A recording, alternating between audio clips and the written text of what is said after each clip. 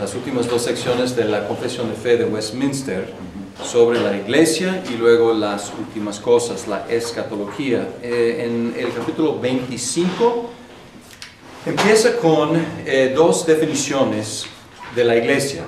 Y aquí hace una diferencia entre la Iglesia invisible y la Iglesia visible. En nuestro curso de Teología Sistemática vamos a criticar o analizar este concepto, esta distinción un poco más a fondo. Pero aquí podemos ver que la Iglesia invisible se define como los elegidos de todos los tiempos. Y dice que es católica, la Iglesia invisible, y da una definición de catolicidad, es universal. Y luego en el segundo párrafo dice que la Iglesia visible, que es católica o universal también, y luego pone en paréntesis la definición de catolicidad en cuanto a la Iglesia visible, y es un poco diferente. Es universal, pero en este sentido no da en el primer párrafo no explica lo que es universal, pero yo creo que la idea es que de todos los tiempos, y aquí en el segundo párrafo dice, no está limitada a una nación como anteriormente en el tiempo de la ley. Es universal, es católica en sentido de ser de todo el planeta, de todas las naciones. Y aquí la definición de la Iglesia visible es los que profesan la religión verdadera, y pueden leer ahí la religión reformada, y juntamente con sus hijos. Y interesante, no menciona el bautismo aquí. Después va a mencionar el bautismo como el sacramento de admisión a la iglesia, pero aquí no dice los bautizados que profesan la fe, porque en ese día pues todos estaban bautizados básicamente. Entonces pues, todos los súbditos de los Reinos Unidos habrían sido bautizados, o casi todos. Y aquí repite en el segundo párrafo la frase de Cipriano que hemos visto, hemos leído repetida muchas veces. El último renglón dice, fuera de la cual no hay posibilidad ordinaria de salvación. Pone ahí una palabra extra como cláusula, la palabra ordinaria. Y aquí deja una posibilidad de que alguien se salve fuera del contexto de la iglesia, pero ordinariamente la salvación se encuentra en el contexto de la iglesia visible, Y luego en el párrafo 3 habla del propósito de la iglesia, y la verdad, este propósito de la iglesia está muy expresado con mucha precisión y muy concisamente. Dice, reunir es para reunir y perfeccionar a los santos. Y con estas pocas palabras abarca toda la misión de la iglesia. Reunir los santos quiere decir ir por ellos, predicar el evangelio, todas las actividades de misión, todas las actividades evangelísticas. Y perfeccionar abarca todas las actividades, tienen que ver con la edificación y el crecimiento, el discipulado de la iglesia. Entonces, excelente definición en unas, ¿qué será?, 5 palabras. En el párrafo 4 habla de los grados de visibilidad. Y dice que a veces la iglesia es más visible que en otros tiempos, dependiendo de la pureza de la iglesia. Y obviamente está reflexionando en la experiencia de la iglesia antes de la Reforma, cuando ya hemos visto que cayó en una situación bastante deplorable. Y la iglesia visible no era muy visible, porque estaba muy impura. Y aquí no menciona marcas de la iglesia. En los otros documentos han mencionado varias veces las marcas de la iglesia. Aquí quizás implícitamente mencionan las marcas, porque menciona la doctrina del Evangelio, la enseñanza de la doctrina del Evangelio y la administración de los sacramentos y el culto público, pero no identifica a estos elementos como marcas. Como otros de las confesiones han mencionado la predicación pura de la Biblia, la administración correcta de los sacramentos y la disciplina, la correcta disciplina. Pues estos elementos están aquí, pero no están identificados como marcas de la iglesia.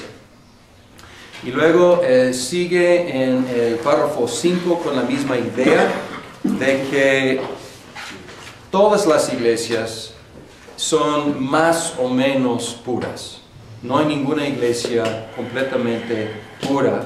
Y algunas iglesias, sin mencionar nombres aquí, dice, algunas iglesias han caído tanto que ya no son iglesias de Cristo, sino sinagogas de Satanás. Y pues son palabras fuertes, pero pues se paran antes de nombrar nombres de las iglesias, pero obviamente podemos pensar en la posibilidad de la iglesia de Roma en el contexto aquí. Aunque a lo mejor muy a propósito, no dijeron la iglesia de Roma porque no querían llegar a este extremo de decir que ya completamente es sinagoga de Satanás. Y luego el párrafo 6 dice que hay una sola cabeza de la iglesia, que es el Señor Jesucristo, y dice que ni puede en ningún sentido el Papa de Roma ser cabeza de ella. La versión original, que sigue vigente en la Iglesia Nacional Presbiteriana de México, pero no en la iglesia de la cual soy parte en los Estados Unidos. Algunas iglesias presbiterianas han quitado esta frase y otras la han dejado. Y aquí está quitada. La versión original, después de decir hablar del Papa de Roma, dice, ya que es aquel anticristo, aquel hombre de pecado e hijo de perdición que se exalta en la iglesia contra Cristo y contra todo lo que se llama Dios. Pues son palabras bastante fuertes y yo estoy de acuerdo con quitar esta frase simplemente por ser una interpretación cuestionable. Piense lo que piense uno acerca de la Iglesia Católica Romana, esta interpretación es cuestionable porque cuando la Biblia habla de anticristo, habla de anticristos, en plural, no habla del anticristo, aunque sí habla de aquel hombre de pecado y habla de un hijo de perdición. Pero identificar ese hombre con el Papa, pues es una interpretación cuestionable, debatible, y no debe tener lugar en una confesión si es algo cuestionable. Quiero decir que muchos identificaron al Papa con el anticristo en la iglesia medieval. Los católicos romanos, viendo como algunos de los papas escandalosos, ellos mismos identificaban al Papa como el anticristo. Entonces esto no es novedad. Y ni siquiera es precisamente algo protestante. Pero como digo, es una identificación muy específica y probablemente demasiado específica en cuanto a una interpretación. La comunión de los santos, el capítulo 26. Y en el párrafo 1 habla de comunión con Cristo y en párrafo 2 habla de comunión con los creyentes. Primero con Cristo, estamos unidos con Cristo y por lo tanto tenemos comunión con Cristo. Unión con Cristo nos da comunión con Cristo. Y luego el párrafo 2 tenemos comunión con los santos, los unos con los otros. Y dice que en tres partes tenemos comunión en la adoración, en la edificación mutua y en socorrerse las necesidades los unos de los otros. Entonces aquí adoramos juntos, nos edificamos juntos y nos ayudamos en las cosas materiales. Y quiero mencionar que es algo, a lo mejor esto no suena como algo muy radical, pero en la iglesia, en la enseñanza romana, estamos unidos a Cristo por estar unidos con la iglesia. Y en esta enseñanza estamos unidos con la iglesia por estar unidos con Cristo. Entonces la dirección es la opuesta. El párrafo 3 luego es un párrafo un poco raro porque compone dos elementos bastante diferentes, pero lo que tienen en común es que niega dos tipos de comunión de los santos.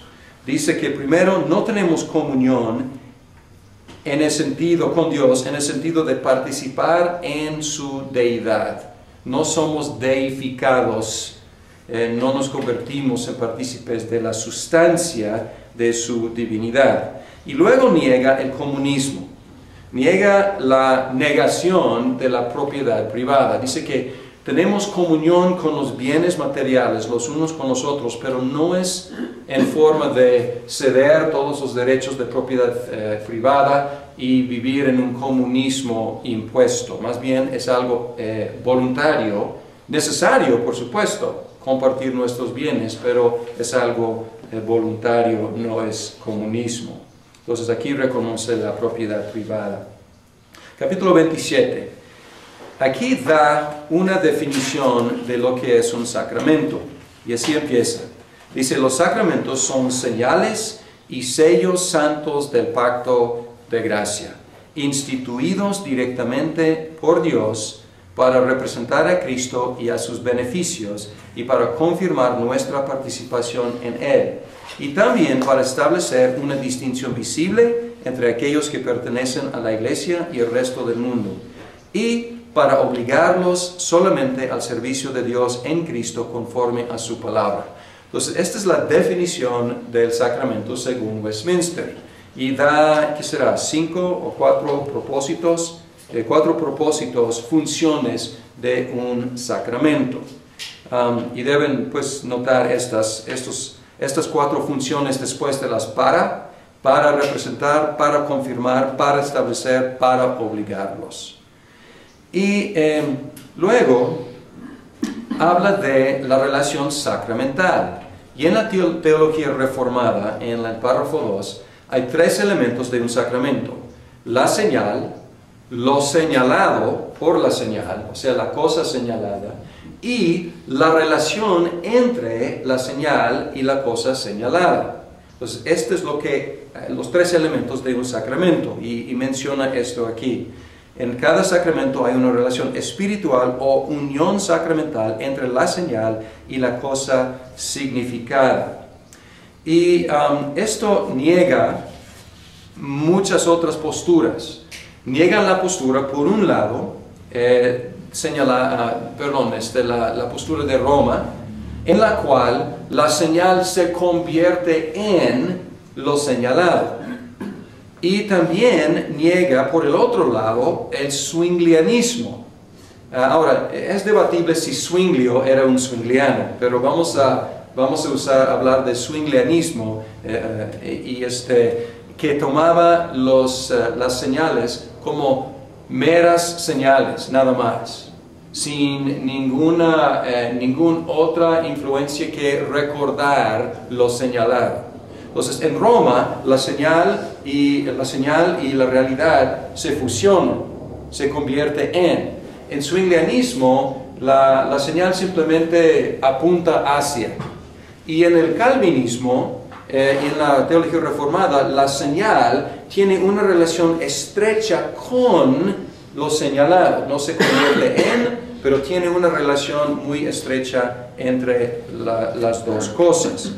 Y su eficacia, en el párrafo 3, su eficacia de los sacramentos no es intrínseca. O sea, no tiene que ver con el pan, el agua, el vino. No es algo dentro de los elementos. Ni tampoco tiene que ver, ni es personal. No es intrínseca y no es personal. O sea, no depende del que administra el sacramento. Entonces, el poder no viene del ministro o del sacerdote, sino depende de la obra del Espíritu y la palabra de Dios. Entonces los sacramentos dependen de la palabra de Dios y el Espíritu para su eficacia. Y ahora en el párrafo 4 dice que hay 2 sacramentos, y solo 2. Y aquí hay mucho debate entre diferentes cristianos en cuanto a cuántos sacramentos hay. Y la Iglesia Católica Romana tiene 7, las iglesias, la mayoría tienen 2, algunas tienen 3, incluyendo el lavamiento de los pies. Entonces, y hay, en el luteranismo hay 2, pero la confesión está, pues, en algunas partes practicada casi como sacramento. Entonces, hay diferencias, pero quiero que vean que el debate no realmente es el número, porque el número es una función de la definición. Y si digo que hay 2, alguien me debe preguntar, ¿y qué quieres decir con un sacramento? Y ahora regresamos al párrafo 1, y decimos que esta es la definición. Y luego otro dice, no, pues yo tengo una definición más amplia, como en la Iglesia Católica Romana. Y por lo tanto ellos pueden multiplicar el número de los sacramentos. Entonces el debate es en cuál es la mejor definición de un sacramento y luego sabremos cuántos sacramentos hay. Y específicamente debemos hacer la pregunta si hay otras ordenanzas que están en la misma categoría que bautismo y la cena del Señor. Y la respuesta aquí, y yo creo que es una respuesta correcta, es que no. O sea, si tomamos todos estos supuestos sacramentos, y de hecho la palabra sacramento no aparece en la Biblia para referirse al bautismo o a la cena del Señor. Entonces estamos definiendo una palabra que la Iglesia ha aplicada a esas dos ordenanzas. Pero si tomemos todas las ordenanzas que Cristo nos ha dado, y hay muchas en la Biblia, podemos ver si hay otras que están en la misma categoría que estas dos. Y yo creo que la respuesta es no. Entonces, si queremos llamarlas ordenanzas especiales o ordenanzas sacramentales o sacramentos, o sea, hay flexibilidad, pero debemos reconocer que estas dos disfrutan de estar en una categoría aparte. No hay otros que son señales y sellos del pacto de gracia instituidos directamente por Dios para estas cuatro funciones o propósitos. Bien, y luego en el párrafo 5 dice simplemente que el significado de los sacramentos del Antiguo Testamento, que son la Pascua y la circuncisión, son iguales a la cena del Señor y el bautismo. Aquí vemos la unidad del pacto de gracia y aquí vemos otro elemento de la teología pactual, la teología del pacto. Y luego, muy lógicamente, menciona dos sacramentos y ahora describe los dos sacramentos. Capítulo 28, el bautismo. Capítulo 29, la cena del Señor. Y el bautismo es el sacramento de admisión. Pueden ver esta palabra aquí. El bautismo es un sacramento del Nuevo Testamento instituido por Jesucristo, no para admitir solemnemente en la iglesia visible a la persona bautizada. Yo creo que algo está faltando aquí. No solo para admitir solemnemente en la iglesia visible a la persona bautizada, sino también para que sea para ella una señal y un sello del pacto de gracia. Y luego hay, ¿qué será? 5 elementos o 4, 5, déjenme poner mis lentes, 5 elementos. Entonces, sí, hay un problema con redacción. El bautismo es un sacramento instituido por Jesucristo no solo para admitir solemnemente, entonces es de admisión a la iglesia visible. Entonces una persona bautizada es miembro de la iglesia visible. Y luego dice, sino también para que sea para ella una señal y sello del pacto de gracia, de su injerto en Cristo, de su regeneración, de la remisión de sus pecados y 5, de su rendición a Dios por Jesucristo para andar en novedad de vida. Entonces son 5 efectos, 5 propósitos del bautismo. Y dice aquí que este sacramento debe continuarse en su iglesia hasta el fin del mundo. No sé exactamente si esto está diseñado contra los cuáqueros, contra los amigos, pero hubo algunos como los amigos de Fox que negaron los sacramentos, que no practican el bautismo. Entonces posiblemente estaba dirigido con ellos. Y luego dice que el elemento es agua. Y la fórmula es la fórmula trinitaria, en nombre del Padre, del Hijo y del Espíritu Santo.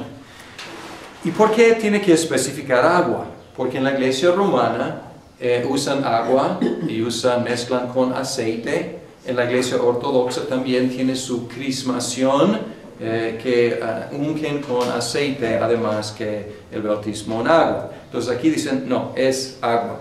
Y en el párrafo 3 es interesante, porque aquí se expresan muy suavemente y posiblemente causan un poco de confusión. Ellos debatieron si el bautismo por inmersión es aceptable. Y ellos, de hecho Calvino reconoció que era completamente aceptable. Y aquí dice, no es necesaria la inmersión de la persona en el agua, sin embargo se administra correctamente el bautismo por la aspersión o efusión de agua sobre la persona. Entonces aquí se expresa un poco suavemente y algunos lo toman a decir que no debemos practicar la inmersión. Otros dicen que la inmersión no es necesaria, es posible, pero preferiblemente es por aspersión o por efusión de agua. Pues ahí está un debate de la interpretación de este párrafo. Y luego dice en el párrafo 4 que debemos bautizar a los que profesan la fe y sus hijos. Y es importante, esto es una función de la teología federal, la teología del pacto, que incluye, desde Adán, incluye a los creyentes y a sus hijos. Y luego hay aclaraciones en el párrafo 5 y 6. Primero dice que hay una relación que es muy estrecha entre la señal y los señalados. Sin embargo, no están tan inseparablemente unidas, de manera que no pueda alguna persona ser regenerada o salvada sin el bautismo, o que todos los que son bautizados sean indudablemente regenerados. Pues aquí está negando ex opere operato, y está diciendo que pues una persona puede ser salvado sin el bautismo. Hay un ejemplo en la Biblia, ¿no es cierto? Sí, exacto, el ladrón ahí en la cruz no fue bautizado con agua. Y también puede haber personas bautizadas que no son regeneradas. Entonces hay una relación estrecha, pero no es automática la regeneración. Y luego otra aclaración. Entonces esto es en contra de la regeneración bautismal de la Iglesia Católica. Y también contra la idea de que el bautismo sea absolutamente necesario.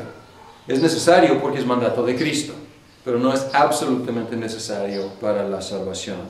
Y luego, otra cosa muy importante en el 6, porque alguien puede ver la lista de beneficios conferidos por el bautismo y puede decir, ¿cómo puedes aplicar el bautismo a los infantes? Porque la lista de beneficios no puede aplicarse necesariamente a los infantes. Y hablando de una vida nueva y su rendición a Dios, la remisión de sus pecados y su regeneración, o sea, posiblemente, pero ¿cómo se puede aplicar a los infantes? Y aquí en el 6 dice, la eficacia del bautismo no está ligada al preciso momento en que es administrado. Y ahí permite la aplicación del bautismo a pues, diferentes edades de personas. Y por ejemplo, muchas veces, en cuanto a un adulto, ya ha recibido el perdón de sus pecados por fe en Jesucristo. Entonces, el bautismo viene después.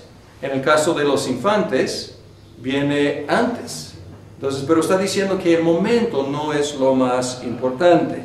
Pero luego afirma que la gracia prometida realmente se manifiesta.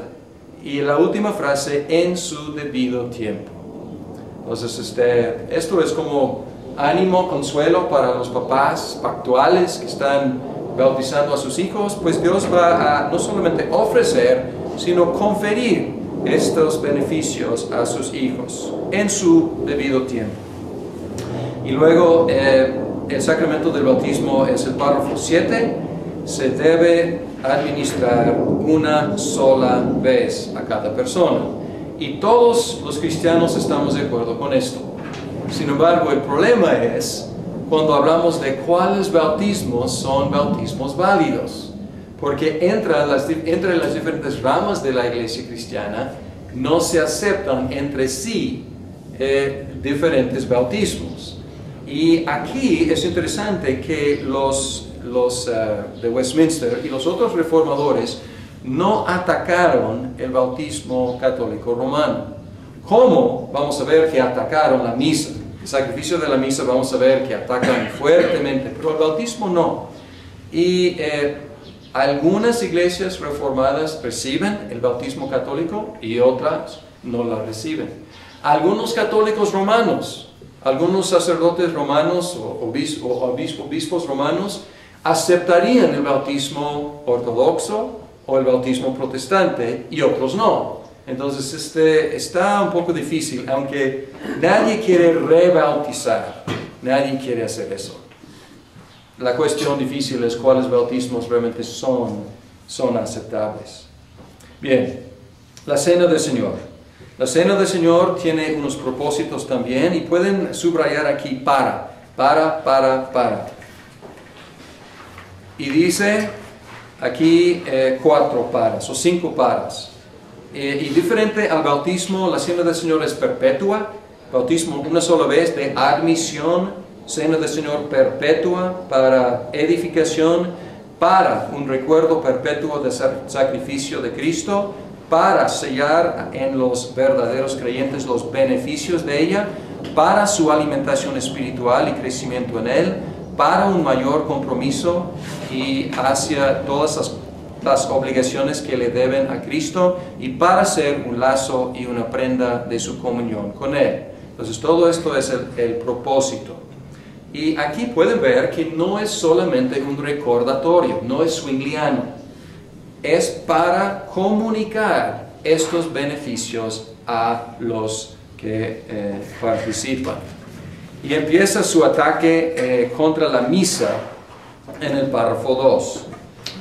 Dice, en este sacramento, Cristo no es ofrecido al Padre, ni se hace ningún verdadero sacrificio por la remisión de los pecados de los vivos ni de los muertos, sino que solamente es una conmemoración. Esto es curioso porque dice solamente es una conmemoración, pero luego enseña que no es solamente una conmemoración, es más que una conmemoración.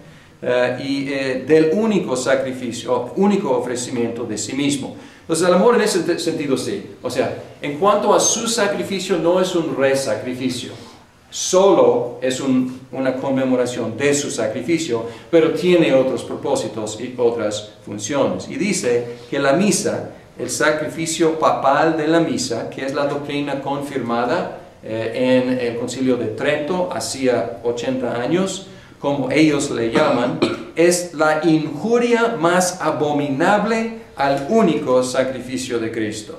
Pues aquí son palabras fuertes. Y luego párrafo 3 dice que debemos administrarla en cierta forma, no debe ser en privado, como los católicos romanos practican misas privadas, debe ser, no, es algo público. Y luego sigue las misas privadas en el párrafo 4 y luego habla de varios abusos en la iglesia romana. La recepción de este sacramento de un sacerdote o por cualquier otro privadamente, como también el negar la copa al pueblo, el adorar los elementos, el elevarlos o llevarlos de un lugar a otro para adorarlos, guardarlos para pretendidos usos religiosos, todo esto dice que es contrario a la naturaleza del sacramento y la institución de Cristo. Y luego en el quinto y sexto niegan explícitamente la transustanciación. Dice la última frase, no obstante, en sustancia y en naturaleza, ellos todavía son verdadera y solamente pan y vino como eran antes. Esto es decirlo positivamente. Y luego en el 6 dice exactamente la negación. Esa doctrina que sostiene un cambio de sustancia del pan y del vino a la sustancia del cuerpo y la sangre de Cristo, llamada comúnmente transustanciación por la consagración del sacerdote, o de algún otro modo, es repugnante, no solo a la Escritura, sino también a la razón y al sentido común, y echa abajo la naturaleza del sacramento, y es la causa de muchísimas supersticiones y además una crasa idolatría. Entonces, ¿fue claro? Clara su postura, bastante, ¿no? Y luego empieza a enseñar positivamente, todavía contrastándose con otras posturas, pero en el párrafo 7, positivamente dice que los que reciben dignamente, dice que, segunda línea, participan interiormente por la fe de una manera real y verdadera, aunque no carnal ni corporal. Y luego dice que el cuerpo y la sangre de Cristo están real, pero espiritualmente presentes. Entonces compartimos con los católicos romanos, con los luteranos, probablemente con los anglicanos, la idea de la presencia real de Cristo. Pero aquí está diciendo, la presencia real no es carnal, no es física. Y esta es la postura de Calvino. Y contrasta por un lado con Roma y Lutero, porque ellos hablan de Roma y Lutero, dicen que está presente carnalmente, físicamente. Y también contrasta con Zwinglianismo, que dice que pues no hay ninguna presencia especial aquí. Entonces, en el calvinismo está diciendo que Cristo está presente no en los elementos, sino en la cena. Él está aquí por medio de su Espíritu. El párrafo 8 es una advertencia contra los impíos, contra los escandalosos, los ignorantes. Ellos no deben tomar de la cena del Señor. Y en la tradición reformada hablamos de cercar la mesa. Y es algo que hacemos cada vez en la administración de la cena del Señor. Ponemos una cerca alrededor de la mesa y queremos que esta cerca se aproxime a la entrada, o digo, la puerta del reino de Dios. O sea, no estamos tratando de excluir a verdaderos creyentes, pero tampoco queremos incluir a los que sufrirían daño. Entonces tratamos de decir palabras que indicarían quiénes pueden y quiénes no pueden. Y aquí hay una advertencia contra los que realmente no pueden. El capítulo 30, la disciplina eclesiástica. Y toda esta sección es la sección acerca de la iglesia y sus sacramentos, su administración, su disciplina. Y aquí tenemos la disciplina eclesiástica. Y aquí podemos ver algo de la política interior de la Asamblea de Westminster. Porque aquí dice, el Señor Jesús, como Rey y cabeza de su iglesia, ha designado en ella un gobierno dirigido por oficiales de la iglesia. Y debemos preguntar, ¿cuáles? Y aquí no especifican. ¿Por qué? Porque la mayoría presbiteriana, la minoría independiente, y la minoría independiente ponía trabas en el camino para que no llegara a tener un documento realmente presbiteriano. El presbiterianismo se ve en los otros documentos que produjeron, como directorio para el gobierno de la iglesia. Aún así era un presbiterianismo diluido, pero aquí está muy vago, no dice cuáles. Sin embargo, pone en sus manos la disciplina de la iglesia. Y habla en el párrafo 2 de las llaves del reino de Dios.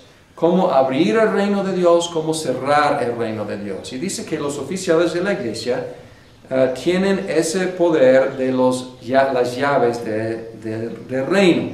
Ellos abren el reino de Dios predicando el evangelio y bautizando a los que profesan la fe y sus hijos, admitiéndolos al reino.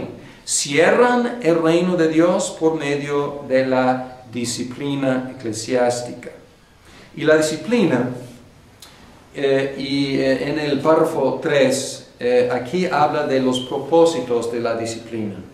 La disciplina eclesiástica es necesaria, y aquí pueden subrayar, para. Dice, para ganar y hacer volver a los hermanos, para disuadir a otros de cometer ofensas semejantes, para purgar de la mala levadura que puede infectar toda la masa. 4, para vindicar el honor de Cristo y la santa profesión del Evangelio. Y 5, para prevenir la ira de Dios que justamente podría caer sobre la iglesia. Y aquí es muy importante tomar en cuenta para los oficiales, los futuros oficiales de cualquier iglesia, estos 5 propósitos. Porque muchas veces, por lo desagradable, por lo difícil de la disciplina eclesiástica, muchas iglesias no la practican en una forma coherente. Pero es una cosa pesada, porque no solamente estamos pensando en ese hermano que pecó, ese es el primer propósito, pero estamos pensando en todos los demás que están observándolo, tanto fuera y dentro de la iglesia. Estamos pensando en el honor de Cristo y estamos pensando en toda la iglesia que podría sufrir daños por aguantar y permitir tal pecado. Entonces no es una cosa opcional, desgraciadamente es una cosa no muy practicada hoy en día. Y luego en el párrafo 4 menciona las 3 censuras bíblicas: la amonestación, la suspensión y la excomunión. Y la amonestación es una reprensión oficial por parte de los oficiales. La suspensión es, siguen miembros de la iglesia, pero no pueden participar en los sacramentos por un tiempo definido o indefinido. Y la excomunión es la excisión de la persona de la iglesia hasta que se arrepienta. O sea, la idea de todas estas censuras es recuperar al hermano errante. La disciplina no es vengativa, la disciplina es restorativa, es para restaurar al hermano. Bien, capítulo 31. Y con eso terminamos la sección de la iglesia. Capítulo 31, otra vez habla vagamente de concilios y sínodos. No habla de presbiterios, no habla de la asamblea general, no habla de la estructura presbiteriana, aunque aquí menciona los presbíteros, pero aquí es muy general, no es presbiteriana. Y luego dice en el párrafo 2 qué jurisdicción tienen y qué autoridad tienen. Dice que los sínodos y concilios tienen jurisdicción para determinar controversias de fe, establecer reglas e instrucciones para el culto público y recibir reclamaciones en casos de mala administración. Y dice que esta autoridad es importante, es fuerte, sus decisiones deben ser recibidas con reverencia y sumisión, pero no tienen autoridad absoluta, porque sus decisiones tienen que ser comprobadas por la palabra de Dios. Entonces esta es una postura obviamente muy protestante, o sea, tiene autoridad, no es independiente o tampoco tiene autoridad absoluta, sino que tiene autoridad bajo la autoridad de la palabra de Dios. Y en el párrafo 3 dice que todos los concilios y sínodos pueden errar y muchos han errado. Otra vez es una postura protestante, está diciendo recibimos con agrado los concilios ecuménicos, sin embargo no son infalibles y no pueden ser. En el párrafo 4 dice que no deben entrometerse en asuntos civiles. Pero luego dice algo interesante. Dice que únicamente por petición humilde en casos extraordinarios o por medio de consejo para satisfacer la conciencia, si para ellos son solicitados por el magistrado civil. Si el magistrado pide la opinión de un sínodo o un concilio, puede humildemente dar su opinión. ¿Les suena? Es el caso de Westminster, ¿no es cierto? Está describiéndose a sí mismo, porque Westminster era por petición del Parlamento Largo para darles humildemente recomendaciones y sugerencias para la administración de la iglesia. Bien, con eso terminamos la penúltima sección, y la última sección sobre las últimas cosas son solamente 2 párrafos. Párrafo 32 y 33. Y podemos decir que esta es escatología personal y luego escatología universal. Porque escatología personal tiene que ver con el hombre, cada hombre después, y mujer, cada ser humano después de la muerte, y luego el juicio final. Y esto es el panorama grande de lo que va a pasar con todos. Y aquí, el párrafo 1 del capítulo 32 enseña la mortalidad del cuerpo y la inmortalidad del alma. Y da solamente dos opciones para la eternidad. No menciona el purgatorio, pero obviamente es la idea, porque la última frase dice, fuera de estos dos lugares, para las almas separadas de sus cuerpos, la Escritura no reconoce ningún otro. En otras palabras, limbo, no. Purgatorio, no. Solamente infierno y el cielo o la gloria. En el curso de Teología Sistemática vamos a tener oportunidad de analizar un poco mejor este concepto de la inmortalidad del alma. Y hemos visto brevemente que aparece en algunas de las confesiones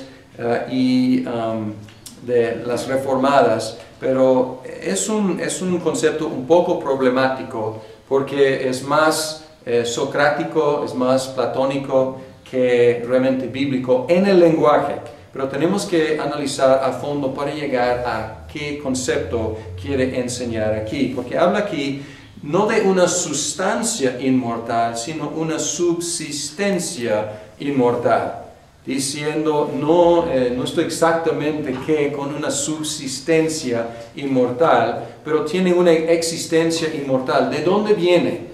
¿De su misma sustancia o es un regalo de Dios? Entonces ahí está algo de la controversia sobre esta expresión. Y vamos a poder analizar un poco más en el otro curso.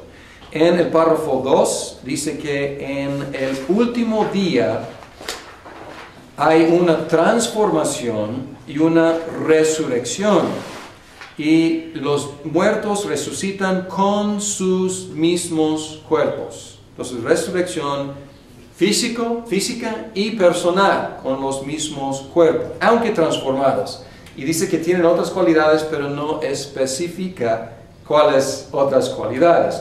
Tarea que es bastante difícil decir exactamente cuáles otras cualidades. Entonces, modestamente dice, tiene diferentes cualidades. Es el mismo cuerpo, pero diferentes cualidades.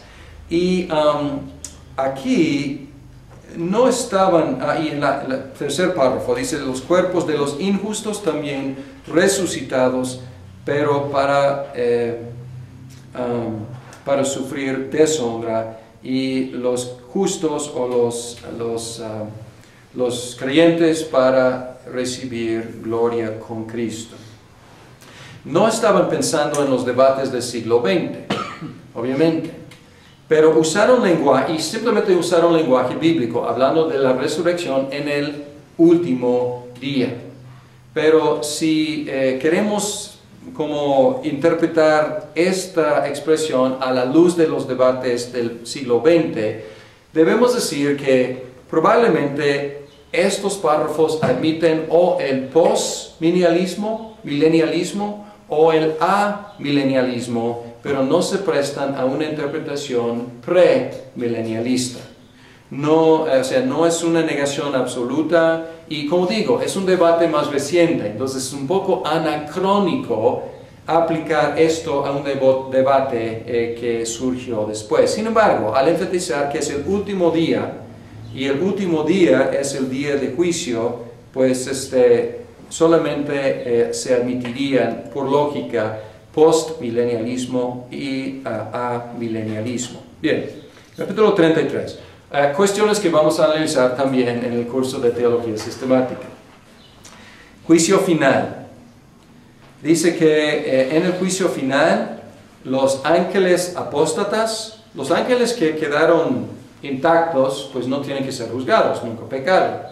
Pero los ángeles apóstatas y todos los seres humanos seremos juzgados según los hechos, según lo que hemos hecho. Y dice aquí, pensamientos, palabras y acciones, para recibir conforme a lo que hayan hecho en su cuerpo, sea bueno o malo. Enfatizando que el juicio final es según las obras de cada uno. ¿Y por qué según obras? Porque es la única forma de probar la fe. O sea, la fe sin obras es muerta. Y entonces el juicio va a juzgar lo visible y también lo invisible de los pensamientos, pero para ver la evidencia de la verdadera fe. ¿Cuál es el propósito? El propósito aquí, y aquí llegamos al propósito de todo lo que Dios hace, el propósito del juicio final es su gloria. Y Él va a ser glorificado en la redención de los redimidos y en la condenación de los condenados. Él es glorificado por su gracia extendida a los salvos y Él también es glorificado por la justicia rendida a los condenados. Es una idea, pues, obviamente terrible, pero en un sentido es algo necesario, porque Dios existe para su propia gloria y el juicio final va a ser glorificado por su gracia y también por su justicia. Y las dos cosas son buenas, aunque las consecuencias para los no redimidos son terribles. Y el último párrafo dice que el día de juicio es anunciado claramente por Jesucristo. Sin embargo, el día es desconocido. Y dice que esta combinación de algo cierto, pero no programado en nuestros calendarios, no conocido por nosotros, tiene varios propósitos. Y aquí da una lista de propósitos. Dice que es, primero, para disuadir, y aquí pueden ver los para disuadir a todos los hombres de pecar, para el mayor consuelo de los piadosos en su adversidad. Y también dice que siendo desconocido es para que se desprendan de toda seguridad carnal. ¿Se acuerdan del esclavo? Su maestro su amo le deja encargado y él se va. Y el esclavo pues dice, pues no va a regresar. Él va a demorar mucho tiempo y empieza a emborracharse y golpear a los otros esclavos, etc. Y dice, no, desprender de toda seguridad carnal, porque puede ser muy pronto, que estén siempre vigilando, porque no saben a qué hora vendrá el Señor, y que estén siempre listos para decir, ven Señor Jesús, ven pronto. Amén.